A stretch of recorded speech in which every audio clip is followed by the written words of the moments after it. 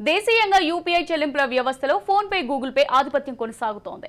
నిన్న మొన్నటి వరకు ఎంతో కొంత పోటీ ఇచ్చిన పేటీఎం ఆర్బీఐ ఆంక్షల మూలంగా పోటీలో వెనుకబడింది. దీంతో యూపీఐ లావాదేవీలో విలువ పరంగా ఈ రెండు సంస్థల వాటా 86% చేరుకుంది. వీటి గుత్తాధిపత్యంపై ఆందోళన వ్యక్తమవుతోంది. క్రమంలో national payments corporation of India రంగంలోకి దిగింది. వీటి ఆధిపత్యానికి చెక్ పెట్టేందుకు ఫిన్టెక్ స్టార్టప్లతో త్వరలో భేటీ కానుంది.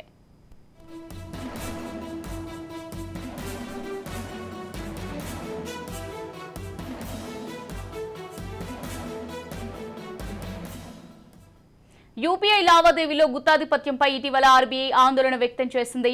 పార్లమెంటరీ ప్యానెల్ సైతం ఇదే అంశాన్ని గతంలో లేవనెత్తింది. ఈ నేపథ్యంలో ఎన్పీసీఐ ప్రతినిధులు క్రెడిట్, ఫ్లిప్కార్ట్, జొమాటో, అమెజాన్, ఇతర ఫిన్టెక్ సంస్థలతో భేటీ కానున్నారు. ఈ భేటీకి ఫోన్ పే, గూగుల్ పే, పేటీఎంను ఆహ్వానించలేదని టెక్క్రంచ్ వెబ్సైట్ పేర్కొంది. తమ వేదికలపై యూపీఐ లావాదేవీల పెంపునకు తీసుకోవాల్సిన చర్యలపై ఈ భేటీలో చర్చించనున్నారు.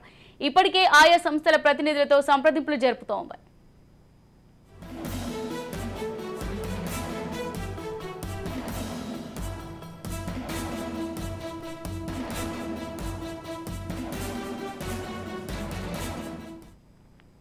మార్కెట్ వాటా పెంచుకోవడానికి యూజర్లకు ప్రోత్సాహకాలు ఇచ్చేలా ప్రోత్సహిస్తోంది.